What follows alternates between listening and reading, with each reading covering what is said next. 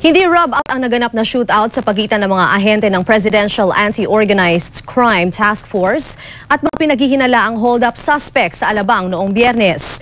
Katunayan, natayan pa ang mga ito ng isa nilang tauhan. 4 sa mga suspect ang namatay sa engkwentro. Samantala, hindi pa rin naalis ang bahid ng pagdududa na rub-out ang naganap. Narito ang report. Namatay ganap na alas 9:45 kagabi ang isa sa 4 na miyembro ng task force na nakipagbarilan sa isang grupo ng pinaghihinalaang hold-upper sa Alabang noong Biyernes ng gabi. Namatay habang ginagamot sa Makati Medical Center si SPO2 Homer Guevara, sanhi ng tama ng bala sa ulo. Nasa kamay na ng mga otoridad ang 4 na suspects at kasalukuyang iniimbestigahan sa kasong robbery, carnapping at homicide. Ayon kay Colonel Cesar Mancao, naglabasan na mga complainants laban sa mga suspects. Marami na nag-approach doon para magreklamo at pinipinpoint pa rin na sila perpetrators doon sa mga nakaraang robberies. Miyembro umano ang mga suspects ng The Danilo Flores Gang na nakapanggap ng mga alagad ng batas. Papanggap sila na parang pulis, nagbo-bulk up, nagpa-t-shirt na pulis at yun nga, mahaba, may ID pa yan sa kanilang sakyan na pulis. Naharap naman sa intrigue po ng mga crime busters dahil sa pagkakadawit nito sa mga nakalipas na insidente ng rub-outs. Nagsimula ito sa kontrobersyal na Kuratong Baleleng case. Iginigiit na naman na isang rub-out ang naganap noong Biyernes, subalit mariin itong tinanggi ni Mancao. Labeled mo kami kaagad na as if ganun kami dati. Yung sa pamunuan lang namin, hindi naman kami lahat dito ay na-implicate doon sa dating kaso na gano'n. Kaya nga, sana iba naman yung perception.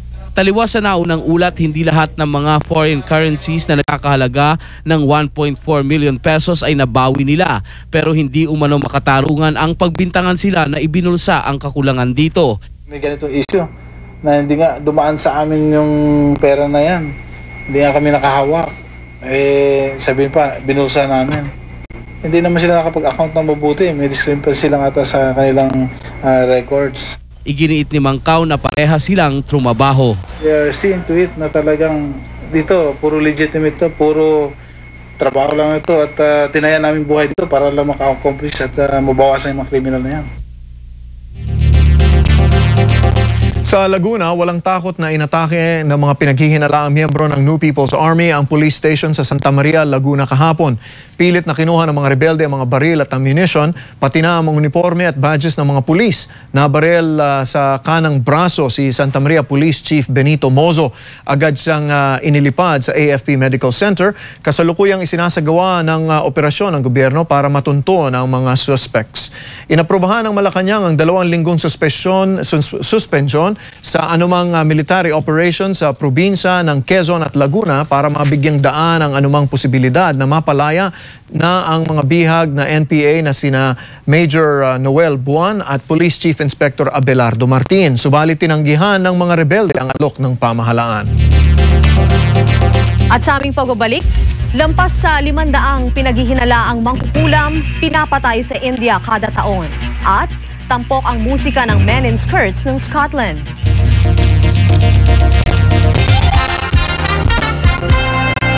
At narito naman ang balitang nakalap ng ABS-CBN News Center sa nakalipas na magdamag. Habang kumakain sa isang fast center sa Makati City, nasa lisihan ang Hapones na si Oike Katsumoto at natangayan ng 90,000 pesos. Habang patungo sa presinto upang magsumbong, gitan niya ang isang babaeng motorista na nauwi sa isang pagtatalo. Sa halip na makapagsumbong sa perang nawala, siya isinumbong ng kasong harassment. Palabas na ng nightclub and disky na si William Dagami, kasamang kanyang kapatid ng mapadaan ang lasing na si Erlito Duque sa General Malvar, Malate, Maynila. Kinulit ng lasing ang magkapatid na ikinaasar ni Dagami. Bigla nitong sinuntok si Duque na humampas ang mukha sa nakaparadang tricycle na agad nitong ikinamatay. At dahil sa pangarap na maging artista ng sidewalk vendor na si Lorena Abaya, muntik na siyang maloko ni Marco Manchua na nagpanggap na producer sa ABS-CBN. Dahil nangakong isasama siya sa programang Gimmick, agad siyang nagbigay ng placement fee na 100,500 pesos. Nagduda ang taxi driver na kanilang sinasakyan, kaya naaresto ang pekeng si Manchua. At sa ating feature for the day, kung akala ninyo na iilan na lang ang mga lalaking nakasuot ng palda habang tumutugtog ng bagpipes, nagkakamali kayo dyan. Isang march ang isinagawa sa Scotland para sa Marie Curie Cancer Care. Layunin ng marchang ito na makapag-raise ng pera na aabot sa 500,000 pounds. Biruin ninyo, umabot ng 8,500 na mga bagpipers at drummers ang nakilahok sa event na ito. International pa mga sexy men in skirts na ito dahil hindi lang sila galing sa iba't ibang parte ng United Kingdom, kundi sa buong mundo. May galing sa Germany, Canada, United Australia. Isa sa mga nakinood ng masayang marcha na ito ay si Charles. Isang paraan din umano ito para magkakilala at mag-celebrate ng sama-sama ang mga bagpipe players sa buong mundo. Kung saan-saan na nga talaga nakakarating ang 300 years of the Great Highland Bagpipe. Ito ang tinaguri ang pinakamalaking bagpipe band sa kasalukuyan. At kayo po ay nakatutok pa rin sa balita alas 5 ng umaga. Kaya't manatili lang pong nakaantabay sa inyong mga telebisyon dahil sa ilang sagli lamang po ay sasa inyo ng masayang pamilya ng alas 5:30. Kasama siya sina Julius at Tintin. At kaya po maraming salamat sa inyong pagtangkilik at magsama-sama ulit buong linggong ito para sa ating balitaan. At huwag pong kakalimutan, alas 5 in punto lang po ang bukas ng telebisyon. Ako po si Dan Andrew. At ako po naman si Kay Luistro. Magandang umaga.